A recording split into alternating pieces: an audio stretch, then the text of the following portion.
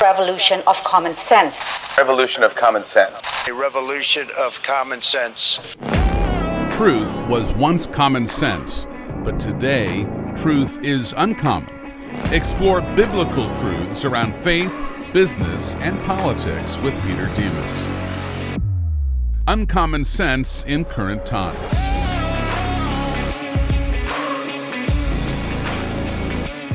Hey folks, welcome to Uncommon Sense in Current Times. I'm here today with Mark Mitchell. He is the head pollster at the Rasmussen Reports. It is a nonpartisan electronic media company. They specialize in the collection, publication, distribution of public opinion, polling information. Their work is followed by tens of thousands, hundreds of thousands of people on social media, Facebook, YouTube, Twitter. They are actually now the most visited public opinion website. In 2009, they passed Gallup to become the most searched for source of public information. So they have national tracking surveys every night on the political, economic, and social issues that we have.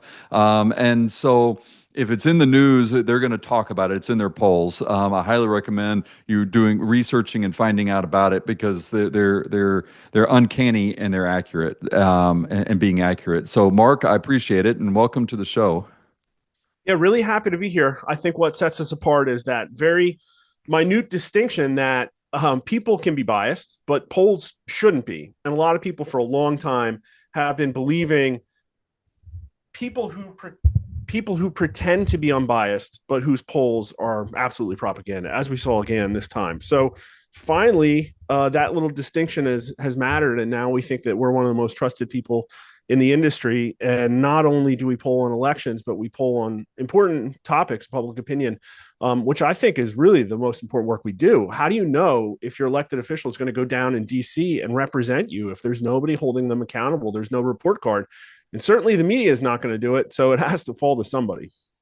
You know, it's interesting because when you look at the media, like right before the election, there was several sites that had Harris winning by large percent. I believe one of them had her winning by 13 points.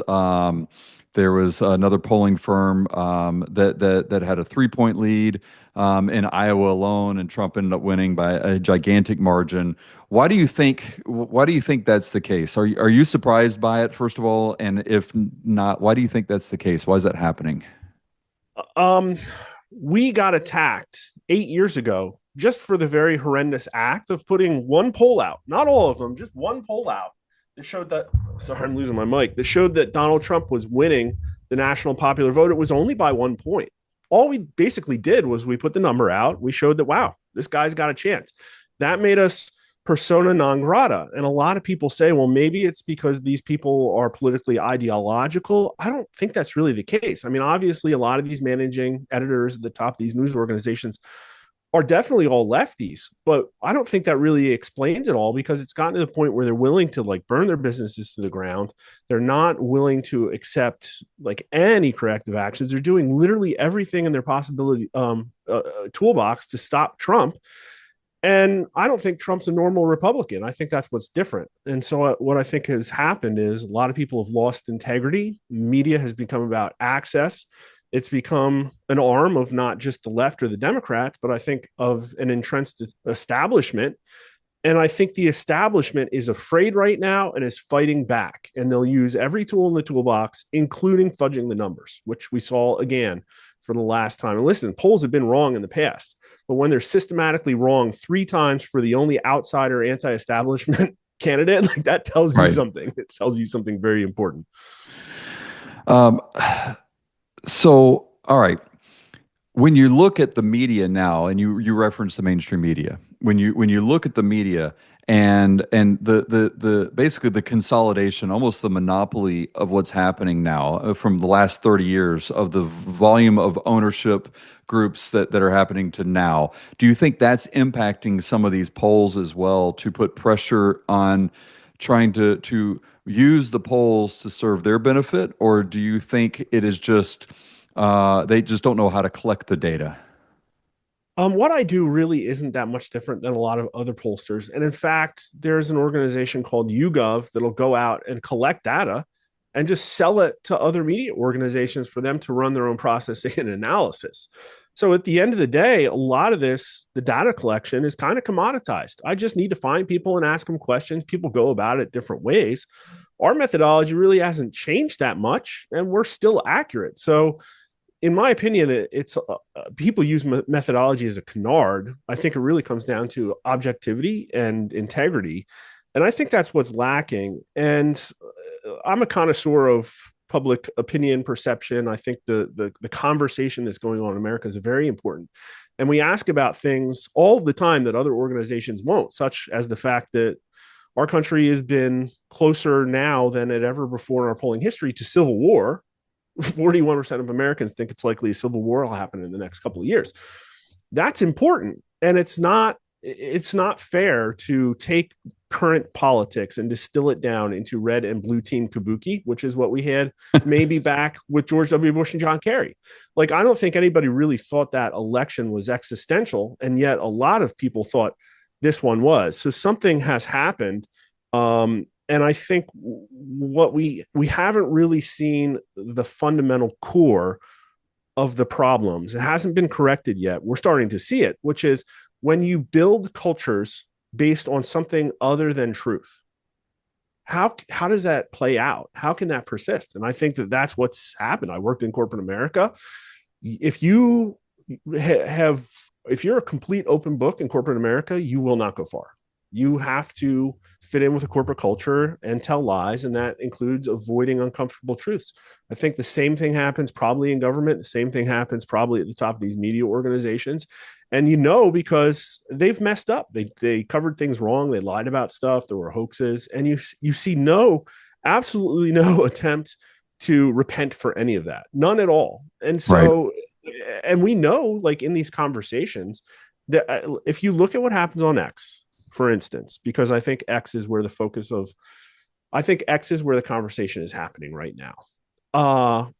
People talk and agree and change information. Sure, there's misinformation, but the point is that people will correct it and people will apologize and learn from their blue sky. Just totally feels completely different. It's an entirely different way of thinking, culture, or it's all like based on virtue signaling.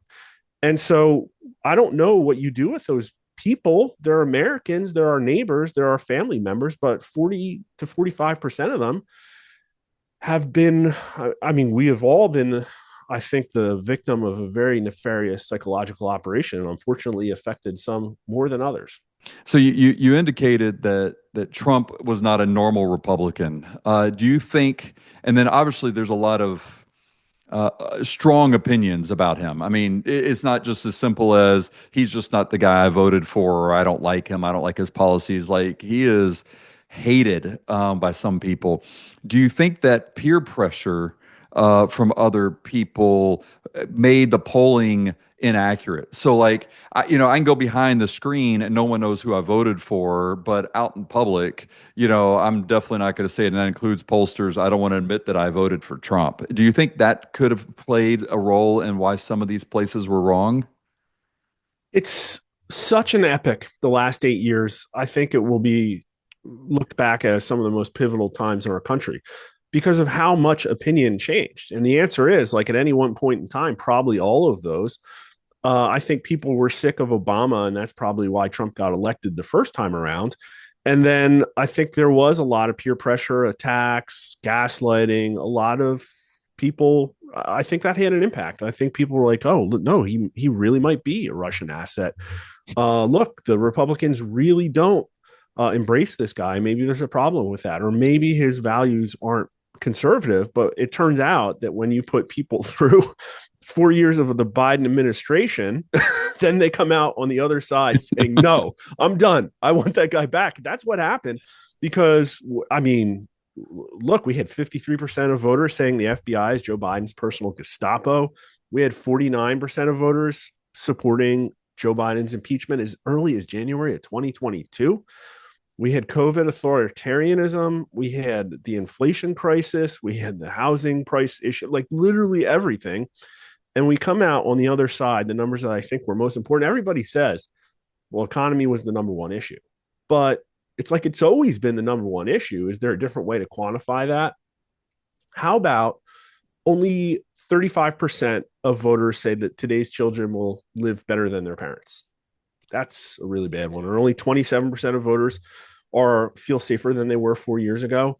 And so there are all of these indications. Only 30% trust the federal government, that this is a referendum on big uniparty government. And it's really hard to ask a question that proves that.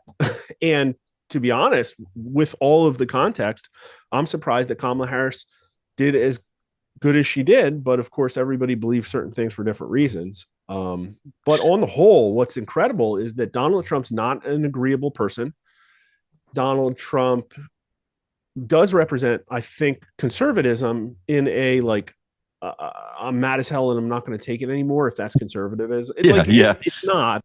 It's not what conservatism is now, but that's what Americans, I don't think, are disagreeable people. So for a majority of America to support him, that's a big deal. That really is a big deal. And I think our elected leaders for the last couple of decades put themselves in this position. And yeah, Trump's a businessman. He's a marketing genius. He took advantage of it. I think he did it for benevolent reasons, but I mean, Right. the competition was horrible. Well, that's true too. Yeah. I mean, uh, so all right. So when you're looking at the collection of data, you're looking at a lot of this stuff again, particularly in this day and age, because again, we don't have the landlines, like we used to. I think my father still has a landline, but I think he's the only person I know that does, and he's 91 years old. So how do y'all collect this data now? Because even on the mobile phones, if I see a number I don't recognize, it goes straight to voicemail. I mean, Yeah. there's not I don't even attempt to pretend like I know the person. So how do y'all collect this data? It just seems like it's harder and harder to get people to respond in such a way, and you do it on a regular basis, but especially with this election. There will always be polling. God help us if there were not. I mean, because then every election would be like Venezuela. But each cycle is going to get harder. It is harder to get people.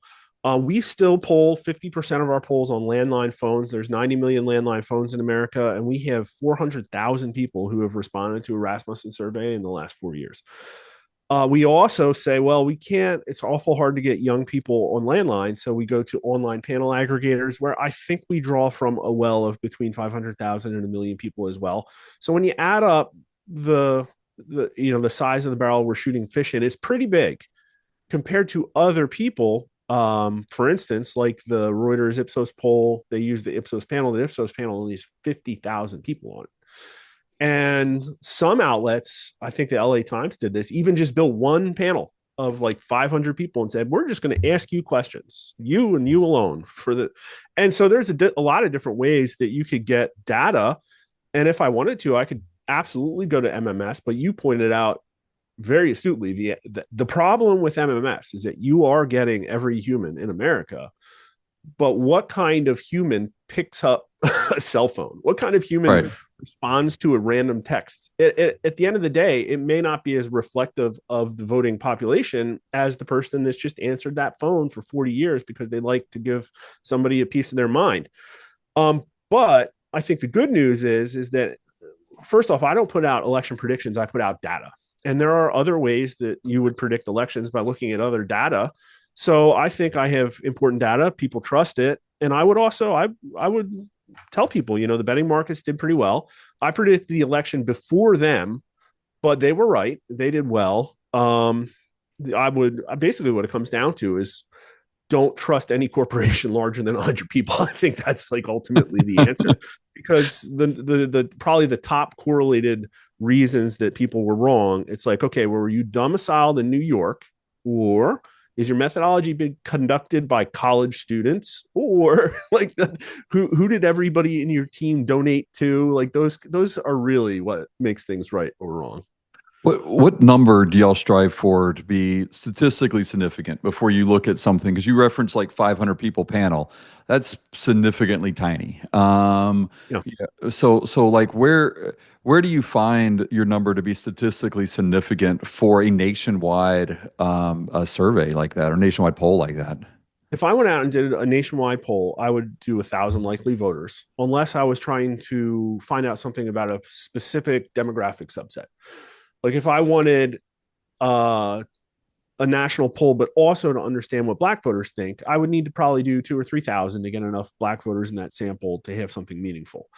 Above that, there's diminishing returns. Like, yeah, maybe I do 1,500, but what you see a lot is people like Morning Consult that confuse folks between accuracy and precision.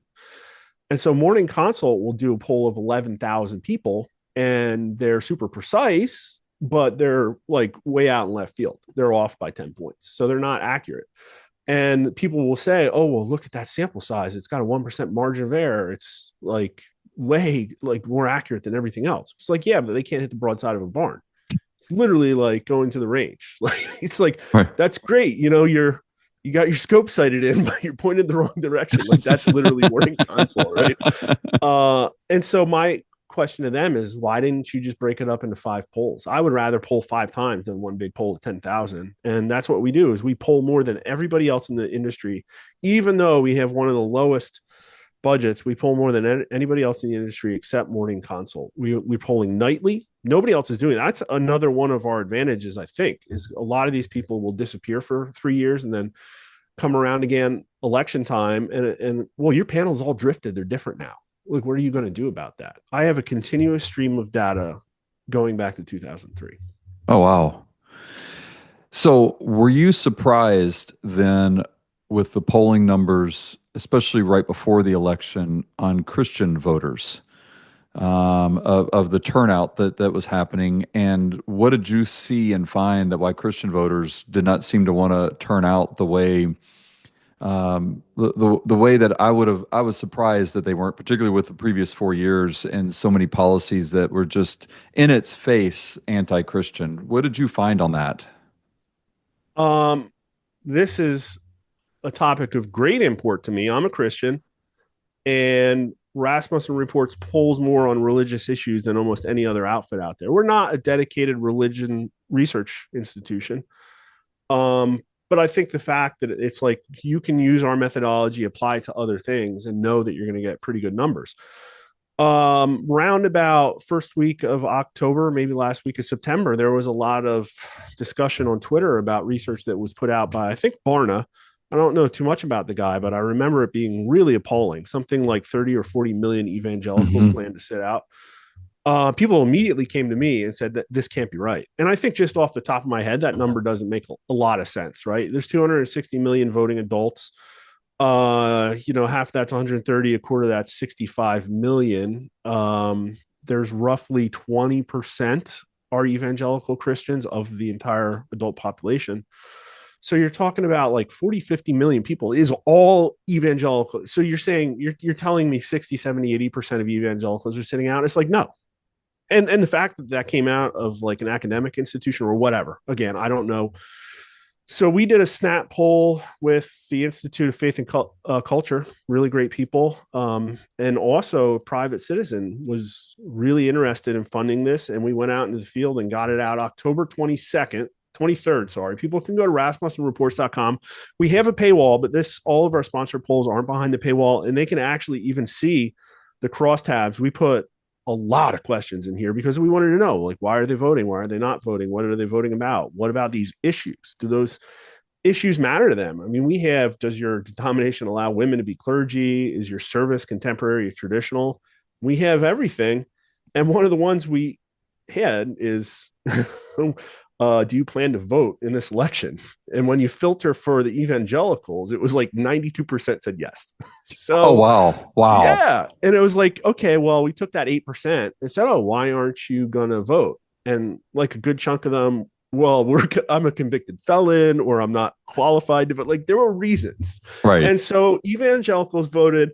Now, granted, what's weird is the mainline Protestants, the Catholics, they were in this poll as well. They actually were a little bit more, they're more politicized. But they're less conservative.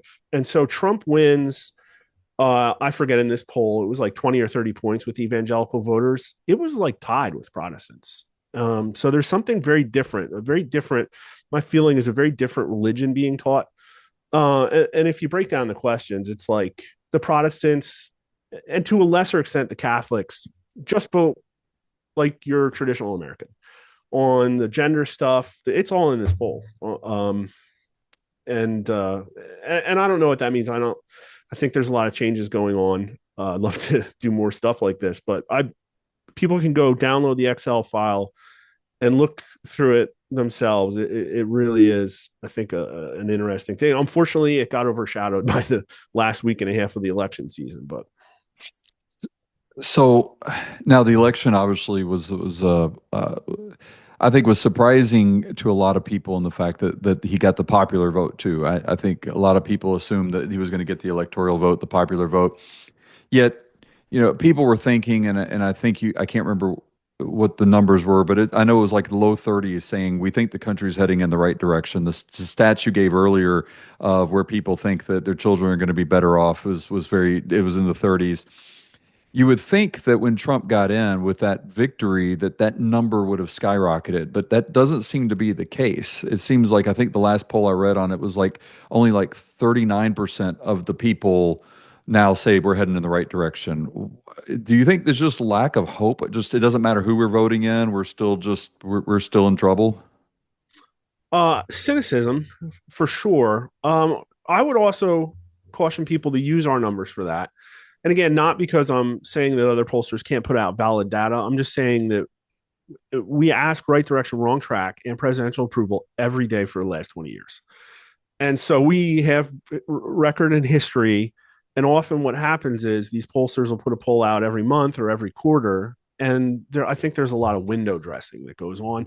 And I can tell you there's a lot of shifts that happen, and maybe some of it's to get headlines, maybe not. But what's weird is that places like Quinnipiac will show that Joe Biden has a 33% approval rating and then go and put him up 5 points. It's like, no, that happens all the time. ABC Ipsos had Trump and Harris like close, Harris a few points up, but they had Trump with a 25-point favorability disadvantage to Harris.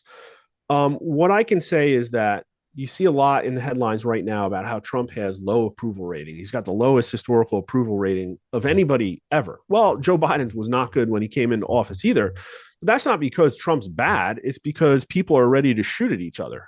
That's right. The problem is this hyper partisan. So Joe Biden, if we were back in 1977, Joe Biden would have left with a 25% approval rating, but it was 45% because people are insane. That's where we're at.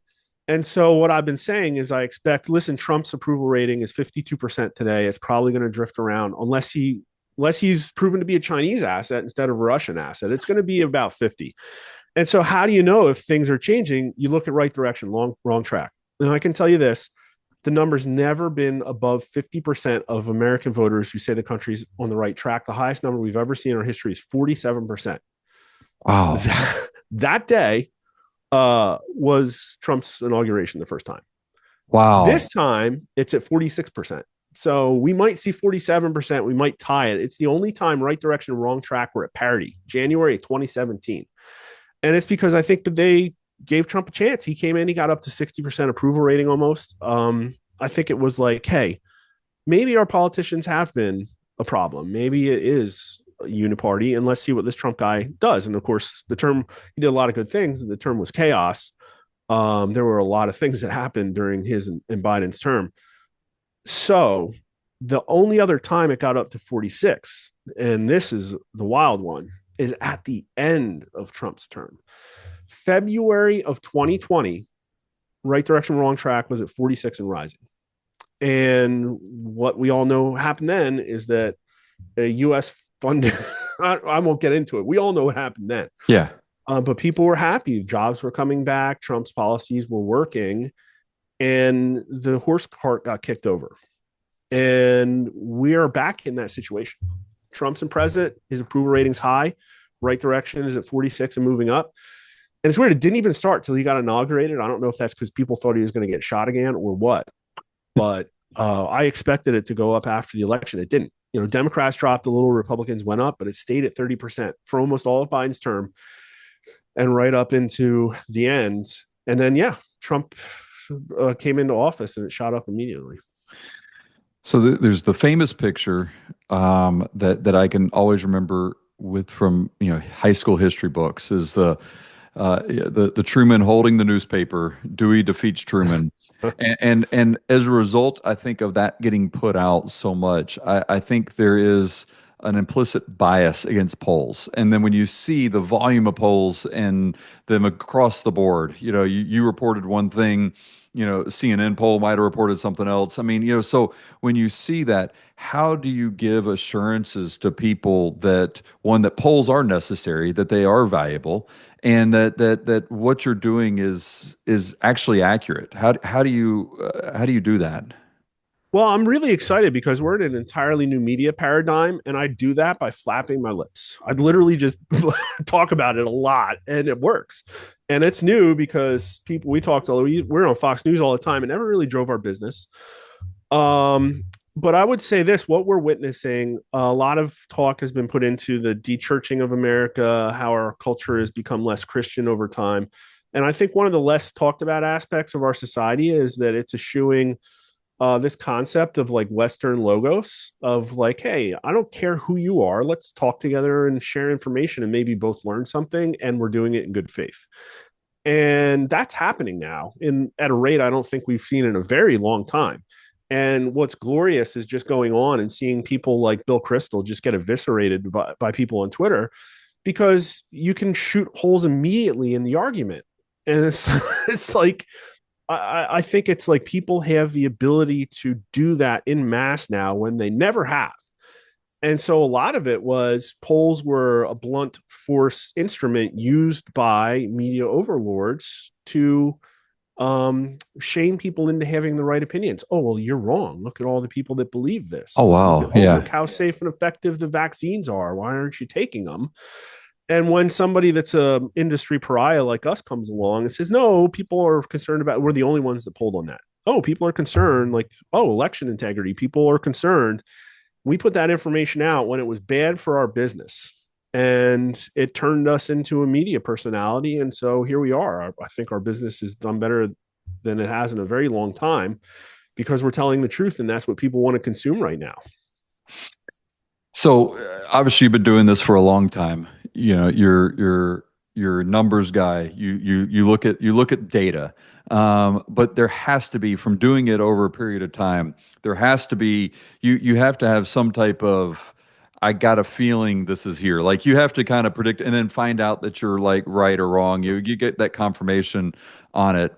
So I got really kind of two questions off of this. One is, do you ever worry about confirmation bias in putting the data out? And two, what has been like your biggest shock that you're just like, I knew it was going to be this, and now all of a sudden it's this? Ooh, you lean back in your chair for that one. Well, I'm trying to think about how to answer this. When I actually came from outside the industry, and I've always been a numbers nerd, but I don't have a political science degree. I've been the head pollster of Rasmussen Reports less than 4 years now. So that was my first presidential cycle. And I came in and I clowned these people.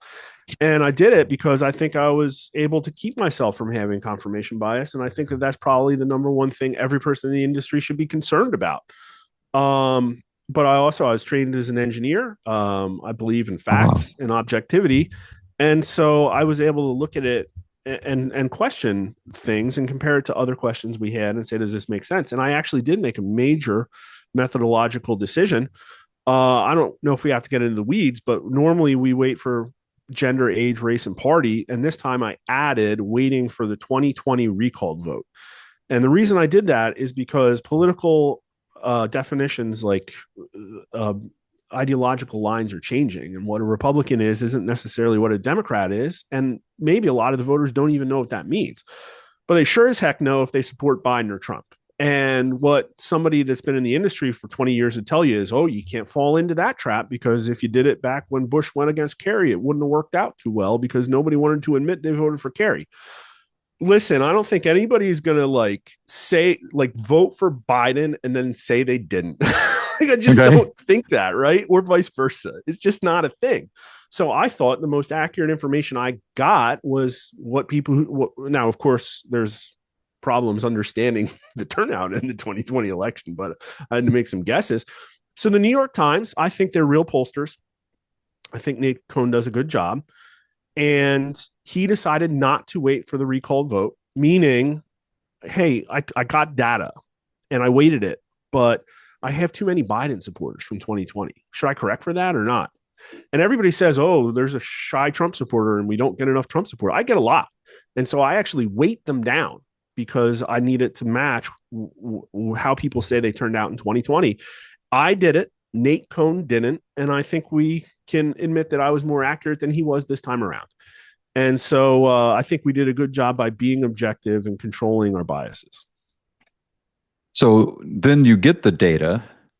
How does that impact you if the data seems to reflect an opinion that's against your own personal opinion? Let's say you said you were a Christian. Let's say the data out there is showing an anti-Christian bias on some topic. Again, I'm speaking purely hypothetical here, but how does that impact you? Do you take it as this is something that needs to be changed, or do you take it as kind of as you're almost pounding yourself, kind of like what you were talking about earlier that we use? How do you handle that? I consider myself a referee for a war for America's culture. I'm Interesting. not the only referee, but that's what I say. And what I'm standing on a soapbox right here screaming is that, listen, it was Republican versus Democrat. It was Trump versus some form of governmental oligarchy that's trying to perpetuate a massive taxpayer grift. This is all true, but it's also a war for what defines America. And one of the interesting things, I go on some YouTube streams with the entertainment people, is that I don't think Trump could do any of what he's doing right now if he hadn't lost in 2020. And I think losing in 2020, what it took them to win, what they went through, what they put everybody through with COVID, with the censorship, enabled the culture war to be won over the 22 to 23 time period. I think that's one of the things that helped Trump win. The fact that people, not politicos, just people reviewing movies or writing about comic books or whatever, people backlashing against major video game like that, I think preceded the Trump win. And I think they won. But they haven't defined like what is America? Is America a Christian country? Are we an objective country? Are we a compassionate country? Are we a country that believes in things like reparations? For instance, we've tracked on that. And I can tell you what hasn't been thought through or corrected for yet is on many things, Biden was a very pivotal figure in moving the Overton window drastically left. He didn't do it alone. Part of it was CIA, influenced mainstream media organization. The MSNBC viewers were absolutely nuts. We actually asked people what cable channel they watched, and the people who watched MSNBC, 75% of them said that the number one issue were threats to democracy and abortion. That was their number one issue, the number one and number two issues this cycle. For Fox News viewers, it was the economy and the border. So America's still against, for instance, I'm just using it, reparations. Right. But the left, for the first time, is for it. And that's because the Democrat Party embraces far left things that are un-American, and it actually moves the Overton window. It mainstreams ideas that most normal people would say, like, no, I don't believe that. And a lot of objective thinkers, a lot of unreasonable people say, no way, under no circumstances. But a lot of people are like, oh, maybe it'll help me fit in more, or maybe it'll make me feel better about myself, or whatever the mechanism is. There's a lot of people like that. So we're coming to an end. But the website to find out more about it is RasmussenReports.com. They can also follow you on Twitter. I think at Mark_R_Mitchell on X. But right now, do you have anything that's coming out that's just that you're just like really excited, waiting to get the numbers back on it? Is there anything out there that you have that you're just like, I can't wait to see when this comes out to see what's happening? Well, maybe I'll lighten up a little bit. First off, we're the only people that track Biden approval and right direction, wrong track, Trump approval. Woo, old habits die hard. On a daily basis, you can support us at RasmussenReports.com. There's a reader subscriber, a couple bucks a month if people want to do that. They can also just sign up for free daily update. We put a lot of content out on Twitter, though. But maybe to lighten it up a little bit, listen, we're grading Trump. Like people are very much for what's going on right now. We've asked a lot of questions about that, but we do light stuff too. And so coming later this week, we have a very meaningful number of Americans who think that NFL officials are Oh my goodness. influencing the outcome of games for money and ratings. A very non-zero number. So, and people think the Chiefs are going to win. So, I think that's coming out Thursday. I didn't even. Out of all the questions I've prepared, I should have thought of that. Because one of my closest friends is a huge Chiefs fan. I've given him so much grief about that. I keep sending him that stuff, and I really have absolutely like no opinion on it whatsoever. Or if I do, it's more kind of just to give people a hard time. Yeah. I cannot believe I didn't even think about that until you just said it. Oh, we have a lot of great stuff. That's it. Not just elections. We poll, like I said, more on religion than any other organization too. We'll have a lot of good Easter polling, which is where some of our most mind blowers are. Get this one: 72% of American adults at least somewhat agree that Jesus Christ is the Son of God who came to earth to save us from our sins. 72%. That's incredible. Huh. Yeah. So people can talk about de-churching or whatever, but America, at least according to my polls, is still a very strongly religious country. And I think really what we're seeing is maybe institutions failing and not so much the word of God. I love that. That is that's awesome right there. I think that's awesome. All right. Well, Mark, I thank you so much for coming onto the show. I appreciate I appreciate you being here. Sorry for the technical glitch at the very beginning. But again, I'm going to put your how to find you in the show notes. Is there anything you want to add right before we go?